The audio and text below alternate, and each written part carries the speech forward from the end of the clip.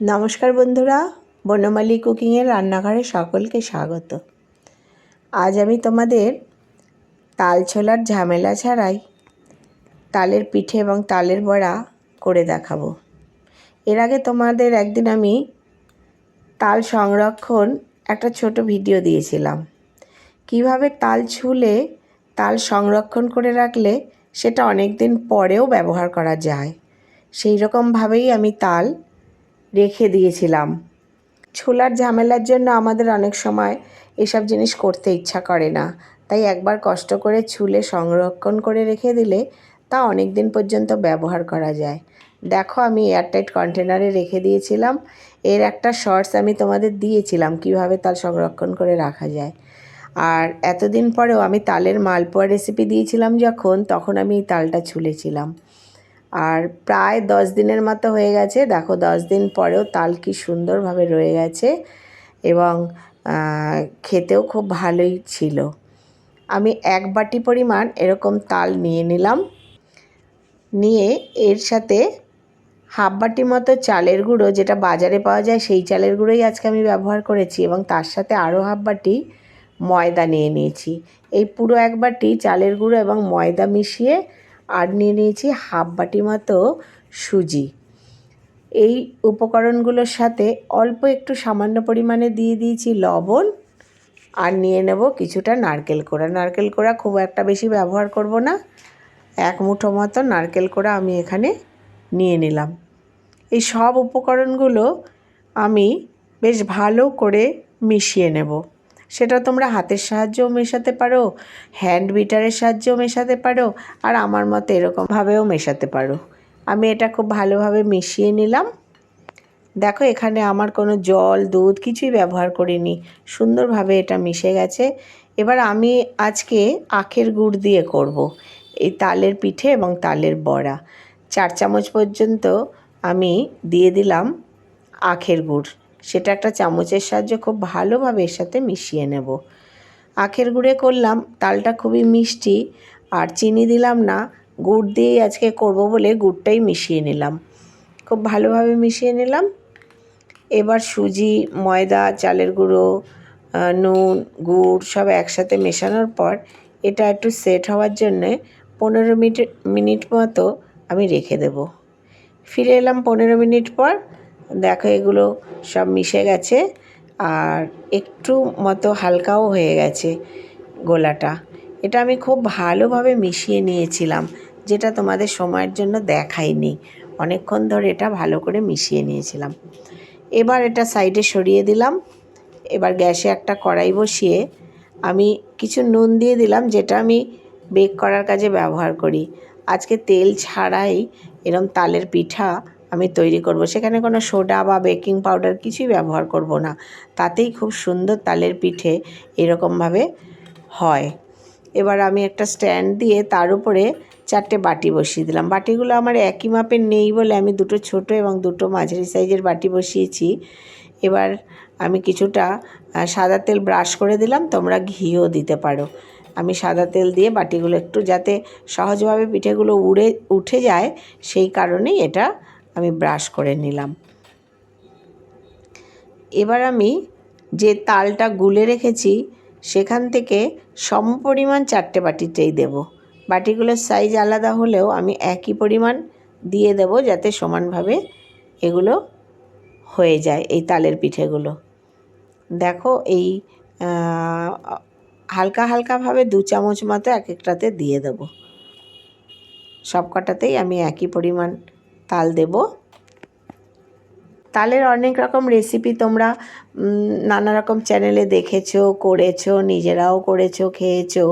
আমার মতো করে একবার এরকম করে দেখো, খুবই খেতে ভালো হয় এবং এটা খুব হেলদিও। এখানে কোনো তেল থাকে না, কোনো বাটার ঘি কিছু ইউজ নেই। এবার আমি এটা ঢেকে রাখবো প্রায় 15 মিনিটের মতো লো ফ্লেমে।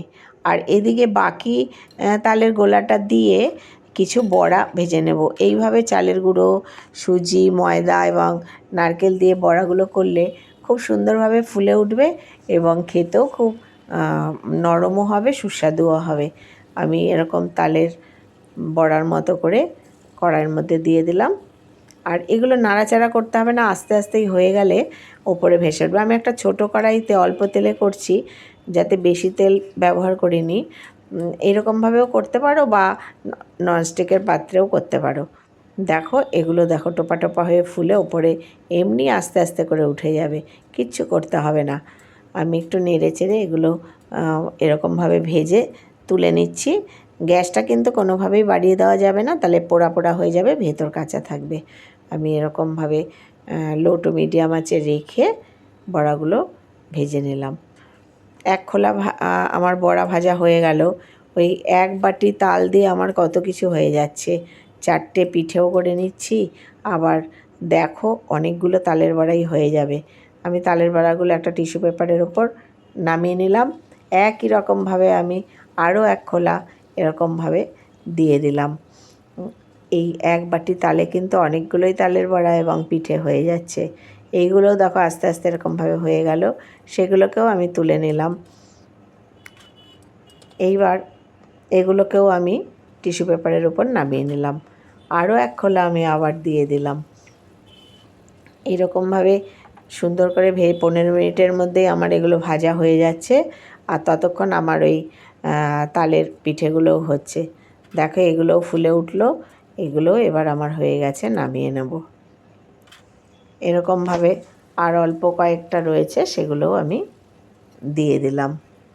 আর এদিকে যে তালের পিঠেগুলো আমি ঢেকে রেখেছিলাম, সেটা দেখো আমি একটু তুলে দেখাচ্ছি। দেখো কী সুন্দরভাবে ফুলে গেছে, কোনো বেকিং সোডা বেকিং পাউডার কিছুই আমি ব্যবহার করিনি। এবার এগুলো একটুখানি তোমরা কাঠি দিয়ে খুঁচিয়ে দেখতেও পারো। এই অবস্থায় আমি দিয়ে দিলাম 2-3টে করে ওপর দিয়ে কিশমিশ, আর দিয়ে দেবো একটা করে কাজু। সেটা প্রথম অবস্থায় দিয়ে দিতে পারতাম, কিন্তু তাতে না জিনিসগুলো অনেকটা ডুবে ডুবে যায়। তাই জন্য একটু সৌন্দর্যের জন্য এই 15 মিনিট পরে দিলাম। এইবার এটাকে আবার আমি ঢেকে রাখবো প্রায় 10 মিনিটের মতো। তাতেই এটা খুব সুন্দরভাবে একটা একটু হালকা পোড়া পোড়া মতো তালের পিঠে তৈরি হবে। এটা খেতে কিন্তু খুব ভালো হয়। এরকম সঠিক সময় মতো করে নিলে তবে খেতে ভালো হবে, নাহলে কাঁচা কাঁচা থাকবে, খেতে ভালো হবে না। আমি আবার 10 মিনিট এটা ঢেকে দিলাম। এবার দেখো আমার হয়ে গেছে, কি সুন্দর রং হয়েছে দেখো। আমি একটু ঠান্ডা করে নামিয়ে নিয়েছি। এবার তোমাদের আমি উঠিয়ে দেখাচ্ছি। ঠান্ডাই হয়ে গেছে আমার এগুলো। এবার একটা আমি তুলে তোমাদের দেখাচ্ছি। একটা চামচের পেছন দিয়ে একটুখানি খুঁচিয়ে নিলেই এগুলো উঠে যাবে। যেহেতু আমার অয়েল ব্রাশ করা আছে, কোনো অসুবিধাই হবে না। দেখো এরকমভাবে আমি একটা তুলে দেখাচ্ছি তোমাদের। এই দেখো কী সুন্দরভাবে উঠে যাচ্ছে। এইরকমভাবে তালের পিঠে তালের বড়া অনায়াসেই করে নেওয়া যায়। আর তাল যদি সংরক্ষণ করা থাকে, তাল ছোলার ঝামেলা থাকলে অনেক সময় করতে ইচ্ছা করে না। তাই তোমাদের বন্ধুরা আমি বলছি, তাল থাকতে থাকতে এইভাবে তালের সব কিছু করে খাও এবং কিছুটা রেখেও দাও, যাতে যখন তাল থাকবে না তখনও খেতে পারবে। আমি সবগুলো এরকমভাবে তুলে নিচ্ছি, আর তোমাদের আমি ভেঙেও দেখাবো কত সুন্দর ভেতরটা হয়েছে। আমার আজকের রেসিপি যদি তোমাদের ভালো লাগে, প্লিজ লাইক কমেন্ট শেয়ার করো, সাবস্ক্রাইব করে আমার পাশে থাকার জন্য অনুরোধ জানালাম। সকলে ভালো থেকো, সুস্থ থেকো। নতুন বন্ধু যারা আমার ভিডিও দেখছো, তারা লাইক করে সাবস্ক্রাইব করে আমার পাশে থেকো। আর পুরনো বন্ধুদের অনেক অনেক ধন্যবাদ। আমি সব কটা পিঠে নামিয়ে ফেললাম। তালের বড়াও দেখো কত হয়েছে, আমার এক বাটি তালে কত কিছুই হয়ে গেল। এবার আমি তোমাদের একটা ভেঙে তোমাদের দেখাচ্ছি। দেখো ভেতরটা কত নরম এবং জালিদার মতো হয়েছে। এটা খেতেও কিন্তু খুব ভালো হয়, একটু পোড়া পোড়া মতো হয়, খুব সুন্দর স্মেল হয়। তোমরাও বানিয়ে খেও এবং কমেন্টে জানিও কেমন হলো। সকলকে আবার ধন্যবাদ জানিয়ে শেষ করছি।